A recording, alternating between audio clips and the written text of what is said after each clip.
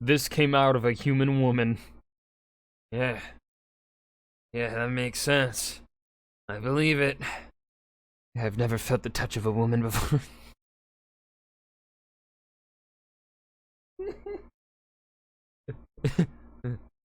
I'm adding my own lore to this video. Hey there guys, alright, today we are back with some more overly sarcastic productions, this time Legend Summarized, the Trojan War. So I'm assuming we are going to be going off of the book, what is the book called? Oh no. Not the Odyssey, it's the Iliad. That's what it's called, right? Yeah.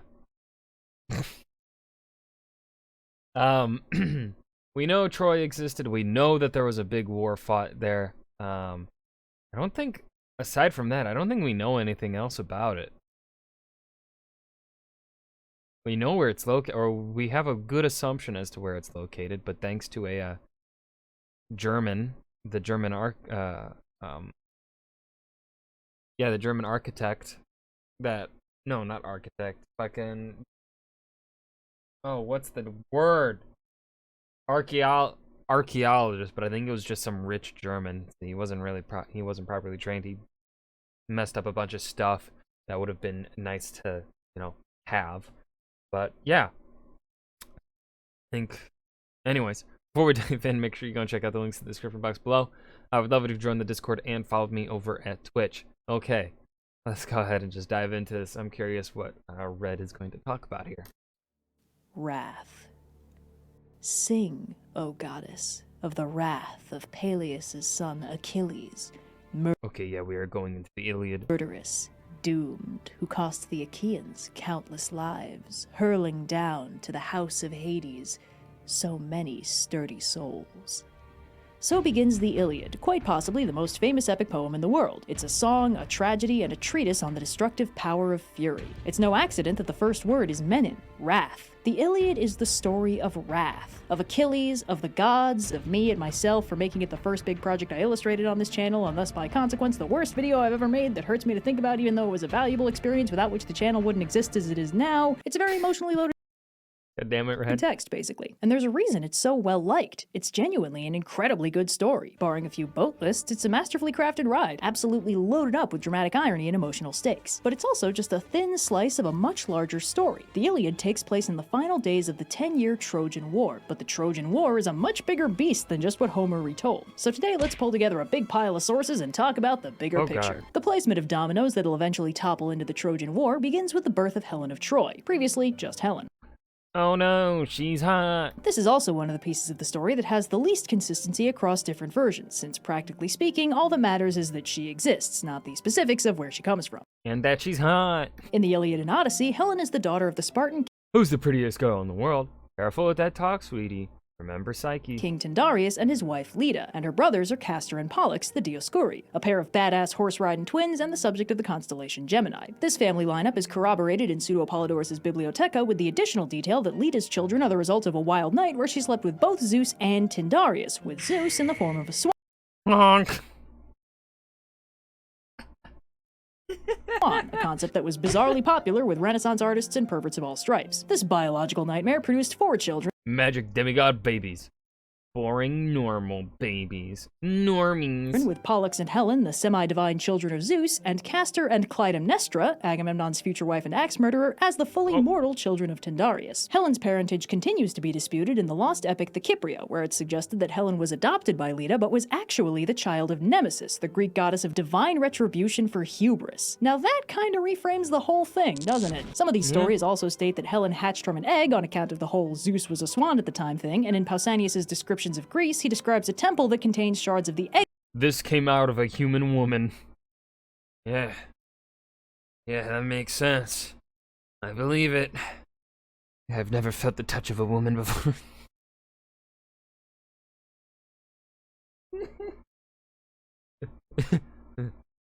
I'm adding my own lore to this video.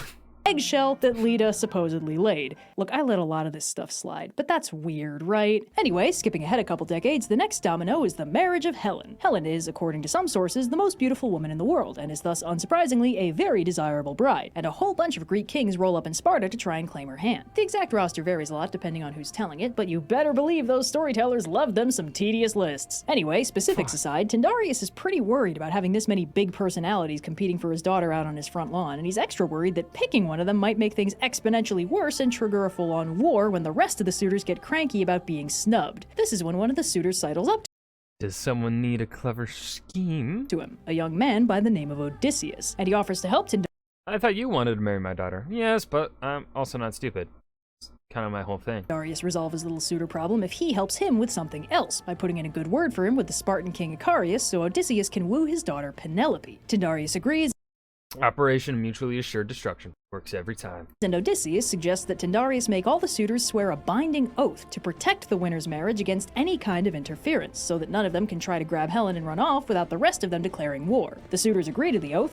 He's perfect. Then Tyndareus ends up choosing Menelaus for Helen, represented in absentia by Agamemnon, who must have been on his absolute best behavior to make that kind of a good impression, and the rest of the suitors pack up and go home, though not before Tyndareus keeps his word and arranges for Penelope and Odysseus to get together. In Euripides' Hecuba, Wait, repeat that? though not before Tyndareus keeps his word and arranges for Penelope and Odysseus to get together. In Euripides' So what do you think?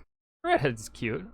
Clytemnestra will want to know if he has a brother. Hecuba, the format of the oath is the same, with the minor change that Tyndareus lets Helen choose her own husband, and she chooses Menelaus. Very egalitarian. But meanwhile, somewhere completely different, the gods are setting up a domino of their own. According to Pseudo-Polydorus' Bibliotheca, Eris, goddess of it's getting a little too chummy around here, wakes up one morning and Chaos reigns. chooses violence, lobbing an apple at Athena, Aphrodite, and Hera, and saying it's a prize for whichever one of them is the most beautiful. The Roman author Hyginus adds a little more detail in his text Fabulae by specifying that this is happening at the wedding of Achilles' parents, and Eris is pissed she didn't get an invite. Zeus recognizes What's wrong, old man? Can't pick a favorite? Just get them out of here. disaster when he sees it, and quickly has Hermes tow the goddesses somewhere very far away to work things out, so he takes them to Mount Hey, kiddo, you like objectifying women? It's one of my top 3 skills. Ida, where Trojan Prince Paris is hanging out. Paris has had an eventful childhood of his own at this point. In Hyginus' Fabulae again, it's briefly mentioned that Paris' mother Hecuba had a dream where she gave birth to a burning torch that exploded into snakes, and everyone agreed that was a It's tragic, but it's not like we don't have more. bad omen and a half, so when the baby was born, they handed him off to a servant to kill him. The servants chose the much more humane option of dumping him on a mountain to die, but luckily he's rescued by Hey, free baby. Free labor. some shepherds who take him in. A few years and He's my long-lost brother. Normally we don't believe Cassandra, but, you know, it's totally plausible. several shenanigans later, Paris reclaims his status as prince, and everyone accepts him back with open arms, because it's probably fine, right? It'd be crazy if this random kid was single-handedly responsible for triggering the downfall of Troy. Anyway, that's been Paris' life so far, and meanwhile, back in the present, Hermes tells him to pick which goddess gets the apple. Each goddess offers Paris an incentive to vote for her. Hera promises to make him king of the world, Athena offers him glory and victory in battle, and Aphrodite promises him Helen as his wife. Paris chooses Aphrodite So now we kill him, right? We can be much more creative than that. and sails off to Sparta to collect his already married prize, while Hera and Athena start plotting revenge. In the Kypria, the So, what brings you to Sparta? Sampling the local color. story continues, with Paris and company first hosted by the Dioscuri and then by Menelaus I'll entertain our guests until you return. and Helen. When Menelaus has to leave for Crete, Aphrodite intervenes to Boing! get Helen and Paris together, and they load up Paris' ships with stolen treasures and sail off into the night. Despite a storm sent by a pissed-off Hera, possibly due to her role as the goddess of marriage, Paris and Helen make it to Troy and are married. However, this version of the story isn't quite universal. In Euripides' play Helen, the Helen that Paris brings to Troy and marries is actually an illusion crafted and brought to life by Hera, while the real Helen is brought to Egypt to keep her safe during the war. Pseudo-Polydorus' Bibliotheca also mentions this version, so it must have been decently well known. Anyway, the questionably consensual abduction of Helen kicks off the next big step in the process, namely the Mustering of Armies. See, all of Helen's former suitors are still bound by that oath to defend her marriage, so pretty much every important Greek king is now honor-bound to go storm the gates of Troy and get Helen back. In the Kypria, Menelaus is informed of Helen's loss by the goddess Iris and returns home to get Agamemnon to start mustering an army. They go collect the various Let's remind these men of their duty and wage glorious battle with Troy. I don't know why he kind of turned British there. Greek kings who are honor-bound to side with them, and also Achilles. Did somebody say glorious battle? Achilles, who, unlike the rest of them, doesn't actually have to be there since he was too young / too not even born yet to be one of Helen's suitors, so he's not bound by the oath. It's referenced briefly. Destiny will be cruel, my beautiful son. Will you die with spear in a hand or live to see yourself forgotten? I'm 7. In the Iliad, that Achilles' mother Thetis prophesied that if he went to Troy, he would definitely die there, but his name would be remembered forever. But if he stayed out of it, he'd live a very long life, but die in obscurity. He chose to join the Greek kings. Woo! Okay, kid. Dial it back. And storm Troy for the immortality of glory, not because he had to be there. In contrast, Darling, please come out of the box and greet our guests. Absolutely not. Odysseus does have to be there, but really doesn't want to be there. In the years since the marriage of Helen, he and Penelope have gotten married and had a baby son, so now he has a lot to lose. In order to escape, So, as you can see, my husband is in no condition to fight. Interesting. Salt in my fields. his own oath, he pretends to have gone mad, but gives it up when What is wrong with you? He seems fine to me. Agamemnon threatens his son, because Agamemnon's a real piece of shit. Who knew? The gang reluctantly muster at Aulis and prepare to sail for Troy, but then Agamemnon pisses off Artemis for no reason and she sets the wind against them. Euripides' tragic play Iphigenia in Aulis recounts this part of the timeline. The only way to appease Artemis is for Agamemnon to sacrifice his daughter Iphigenia, which he feels briefly bad about and then does almost immediately. Yeah. However, in the Kypria, Artemis actually And I thought my dad was bad. spirits Iphigenia away and makes her immortal, replacing her on the altar with a deer, which is nice of her. With Artemis appeased, the wind turns and the fleet can officially sail for Troy. The surviving summaries of the Kypria explain in brief what happens when they arrive in Troy. A few minor skirmishes happen, the Achaeans send a message to Troy demanding the return of Helen and the stolen treasure, Troy tells him to get stuffed, and the war begins. Achilles pretty much single-handedly sacks the This is awesome! surrounding towns, and the Achaeans besiege Troy. This part of the process Maybe if we're all really quiet, they'll go away. Shut it, Paris. evidently takes about 9 years, but it's 9 years of ferocious ass-kicking that basically destroys every part of Troy that's not safely behind the walls. Zeus decides to give the Means more death. Trojans a break and works out a plan to take Achilles out of the equation for a little while, and that's how we get the Iliad. To very quickly speed through it, during the raiding around Troy, most of the Achaeans picked up bride prizes, which was a nice way of saying enslaved Trojan women for them to bone. Achilles' bride prize To be honest, I'm not even sure why I'm here. is Briseis, a character with basically no character who, surprisingly, does seem to actually get along okay with Achilles and Patroclus. She's very upset when Patroclus dies, spoiler alert, and mentions that he promised to make Achilles marry her when they returned from Troy, while Agamemnon's My wife will be fine with it. She was great about the Iphigenia thing. bride prize is Chryseis, the daughter of Chryses, a Trojan priest of Apollo. Chryses tries to buy The ransom is more than enough for one person's freedom. But knowing you've lost her forever is priceless. his daughter's freedom with a kingly ransom, but Agamemnon tells Chryses he's going to enjoy making sure Chryseis is too busy boning him and making him sandwiches to ever see her homeland again. Chryses prays to Lord Apollo, wait, don't tell me. The house of Atreus again. Yes. Every time. Apollo for help, and Apollo deems Agamemnon a huge dick weasel and rains divine arrows Pew pew pew pew pew pew pew pew pew pew pew. down on the Achaeans, killing a whole bunch of them. The Achaeans figure You just can't help yourself, can you? Hey, I kidnapped her fair and square. Her dad's the one who made it weird. out Agamemnon pissed off Apollo by dishonoring his priest, and the only way to make him stop killing everyone is to give back Chryseis, which Agamemnon refuses to do unless he's given a replacement slave woman right now, because obviously that's so much more important than winning the actual war he's there to win. So he takes What is your problem? What you gonna do, huh? Gonna kill me about it? Briseis from Achilles. This royally antagonizes Achilles, so he bundles up in his Oh god. sulky blanket burrito and hides in his tent, while the Achaeans get absolutely slaughtered without him. With Achilles off So, oh hey, I just remembered something. You have literally no authority over me. the field, the Trojan hero Hector has nobody to counterbalance him, so the Trojans actually Wow, I've gotten really good at this. start winning for a change. Long story short, that's basically how things See? I just killed Achilles.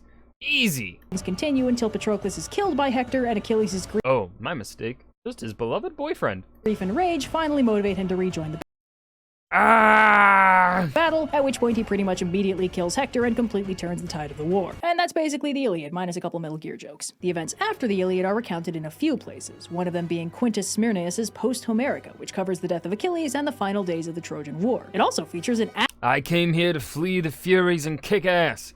And the Furies are inescapable. ass-kicking Amazon princess, Penthesilea, daughter of Ares, who rolls up to Troy pursued by the Furies for accidentally killing her sister and decides to sublimate her many issues by slaughtering as many Achaeans as she can get her hands on, which she does so effectively Interesting. Suffer my fury! Effectively, it briefly sparks an honest-to-God feminist revolution in the Trojan women. Achilles isn't there to stop her because he's too busy crying on top of Patroclus' grave, but when he catches wind of the All shall love me in despair. Be right back, boo. slaughter, he gears up, heads to the battlefield, How now I will succeed where Hector failed. and kills her in one hit. But this doesn't improve his mood, as when he removes her helmet, he finds Penthesilea stunningly Why do I destroy all that is beautiful? beautiful and immediately regrets killing her, instead imagining the life they could have shared if they I know this sounds like self-insert fanfiction, but as Spicy Baby Jesus is my witness, this is what happened. met under literally any other circumstances. The Achaean warrior Thersites pops up to make fun of him for being Ooh, does mighty Achilles or pretty lady. a lame girl-like in weenie pants, and Achilles smacks him so hard he dies. Weird chapter. Anyway, later on we get the death of Achilles, which is unfortunately very inconsistent across its many sources. The Post-Homerica, for instance, credits his death to Apollo himself, who violates Zeus's dubiously enforced no-interference policy and shoots Achilles in the They've been interfering since the beginning. heel with a poisoned arrow. In Pseudo-Apollodorus' Take the shot. Bibliotheca, meanwhile, Achilles is shot in the heel by Paris being guided by Apollo, and in Ovid's Metamorphosis, See if you can hit Odysseus next. God, Poseidon really doesn't fucking like Odysseus. Paris shoots Achilles with Apollo's help, but they're being motivated by Poseidon, who's pissed as hell that Achilles killed one of his sons earlier in the war. In the Iliad, Hector My brother will see you dead. That's fair. Considering what I'm going to do to you. prophecies that Achilles will be killed by Paris with Apollo's help, so that's probably the most generally consistent version, but ultimately the how doesn't matter so much. All that matters is Achilles dies in Troy, just like his mother prophecies. It's also interesting to note that none of these versions specify that Achilles' heel is his only weakness or that he's indestructible everywhere else, and while that's a fun bit of folklore, it seems to have popped up after Homer and isn't really part of the original Trojan cycle. But it's still cool, so, you know, whatever. Fun fact, according to Sophocles' play Ajax, this is also where Ajax dies after he loses to Odysseus at the funeral games for Achilles' armor and kills himself in shame. Fun. The Post-Homerica also explains how Paris dies, embarrassingly. He's shot by Philoctetes with 2 poisoned arrows, one of which hits him in the dick, which I think we can all agree is the true villain of this story. Paris tries to get his Please, my love. That can't be right. My name's not Helen. wife Oenone, a nymph, to heal him, but she's pretty livid he abandoned her for Helen and refuses, so he dies, and Priam is too busy mourning Hector to notice. I'd feel bad for the guy, but I don't. Anyway, with almost Same. all the major players dead, the war winds down, culminating in the final domino, the Trojan horse. This part of the story is recounted in detail in both the Odyssey and the Aeneid, though the Aeneid goes into a little more detail. With Athena's help, the Greeks build a massive wooden horse and several of them hide inside, while the rest burn their camp and sail away to make the Trojans think they're retreating. The Trojans are overjoyed that the siege is finally over and swarm out of the city and into the abandoned camp, finding it empty except for this giant wooden horse. There's a lot of debate over what to do with it, and one dude, We've been fighting Odysseus for 10 years, and you people still can't smell a trap. Laocoon, a seer and priest of Apollo, is actually appropriately worried about this seemingly spontaneous retreat and yells that they should really know Odysseus' tricks by now. He even hucks a spear into the side of the horse to make his point. The Trojans also find and capture one I wasn't the first choice, but Clytemnestra wised up and wouldn't send another kid.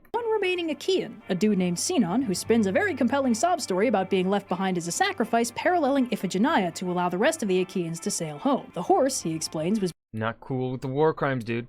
Will a nice horse make you feel better? built to win back favor from Athena, who was furious at Odysseus and Diomedes for stealing her sacred statue, the Palladium, from Troy. Sinon warns the Trojans Yeah, it's like mega sacred, so. that because the horse is very definitely sacred to Athena, they absolutely cannot destroy it or damage it in any way, but if they take it into the city, it might bring them the same good fortune that the Palladium used to. And to really sell the bit, the gods send a bunch of snakes to kill Laocoon and his sons. Thoroughly convinced that damaging the horse is a very bad idea, the Trojans lug it into the city, naturally over Cassandra's protests, and that night Sinon unlocks the horse and releases the warriors within, who swarm out and sack Troy, burning it to the ground. The version in the Odyssey is very similar, but it's recounted from Menelaus' perspective inside the horse, and he adds that Helen was Thank goodness for this incredibly comprehensive boat list. suspicious of the horse and went around the outside knocking on it, addressing the Achaeans by name while impersonating the voices of their wives, which is pretty devious. Odysseus That's fucking cool. Won't you come out and keep me company tonight?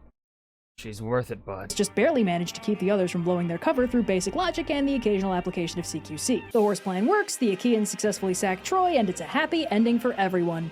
Kind of. Really, it's a happy ending for almost no one. Between the Iliad and the Odyssey, there's one more lost epic called the Nostoi, a text so fragmentary we only have 5.5 lines from it. Oh, it hurts. Anyway, the Nostoi seems to have told the story of the various surviving Alrighty, good work, team. Please stop talking. Do you think Athena's mad about the war crimes? Nah. Greek heroes returning home from Troy, minus our boys Odysseus and Aeneas, of course, who get their own elaborate epilogues later on. This is an important intermediate bit that most of the later stories technically serve as sequels to. For instance, Aeschylus's Oresteia follows after Agamemnon returning home, and in the Odyssey, Telemachus visits Menelaus after he made it home with Helen, a story that's partially recounted in Euripides' play Helen. But at this point, the Trojan War is basically fully wrapped up. 99% of everyone is dead, Troy's been burned to the ground, Agamemnon's about to get murdered, and all is finally right with the world. You know, I bet when Odysseus was stuck out in Troy fighting for 10 long years, and then when he was lost at sea for another 10 years, he probably really appreciated Just invoke mutually assured destruction. Works every time. the irony that the whole mess was technically his fault. This script was titled Trojan War Speedrun Any Percentage. In some versions, Zeus orchestrates the war to combat overpopulation, which is the kind of stupid idea I would expect Zeus to come up with. And boat list my beloved. What? Helen is such an interesting character for reinterpretation because her role in the war is both centralized and inconsistent. Did she cause it by running off with Paris willingly? Was she abducted? Was she cursed by Aphrodite to fall for Paris? Did she love Paris, Menelaus both? Was she even ever in Troy at all? At least she and Menelaus are doing okay by the time the Odyssey rolls around. Congrats to Menelaus on dodging the curse of the House of Atreus just by being proximate to Agamemnon, who is so eminently hateable that the curse lasered in on him instead. And that was Legend Summarized, the Trojan War. I think this is my favorite OSP video so far to date. I think I can say with confidence this is my favorite one. Yeah. This was great. This was fun. This one had me laughing, I think, the most out of any of them. It was the drawings, the cinematic art that Red drew here. The best she's done so far. She just gets better and better with every episode. I got no complaints with this episode. I honestly wish it was longer. I wish it was longer. Would have loved to see more fucking artwork. Because a lot of this artwork in this episode was stuff that, like, I feel like you could take a screenshot of, print out, put it on your wall, and it would look beautiful. You know, that kind of shit. That was chef's kiss of a video here. That was Legend Summarized, the Trojan War. I hope you guys enjoyed. Remember to hit that like button and subscribe for more. And I will see you guys in the next video. Peace.